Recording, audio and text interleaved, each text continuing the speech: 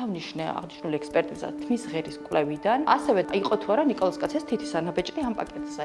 ვინაიდან ნიკამ როგორც განმიმარტა დაკავებისას, მას პირადი შემოწმება ჩაუტარა გამომძიებელმა. ნიკა მითხრა, რომ ხელები ამაწვენეს, იღლიაში გამომისვა ხელთათმანიანი ხელი და შემდგომ იგივე პირის ღრუ იმავე ხელთათმანი დამითვალიერა და როდესაც შევეკითხე, ანუ რომ დაასრულა ეს შემოწმება, სად წავიდა ეს ხელთათმანები, მან განმიმარტა, რომ არ იცოდა. შედეგებიც, რა თქმა უნდა, მივიღეთ, დადგინდა, რომ ნიკოლოზ კაციას არ ჰქონდა არანაირი ნარკოტიკული საშუალება მოხმარებული, რის გამოც დაიწყო გამოძიება თითქოს და ინფორმატორმა მიაწოდა ინფორმაცია, რომ ნიკოლოზ კაცია იყო აქტიური ნარკოტიკული საშუალების მომხმარებელი და მას ჰქონდა თან ნარკოტიკული საშუალება უკანონო შეძენილი და შენახული.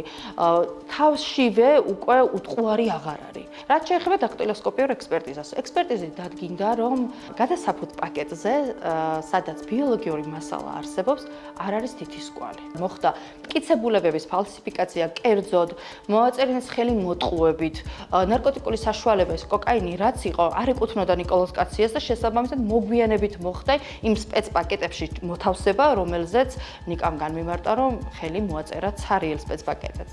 ამის შემდგომ ეს გამომძიებლები მოდიან, იძლევიან სასამართლოზე ჩვენებას და მათი ჩვენებები უკვე სასამართლომ ნიკოლოზ კაციას წინააღმდეგ უნდა გამოიყენოს, როგორც უტყუარი მტკიცებულება.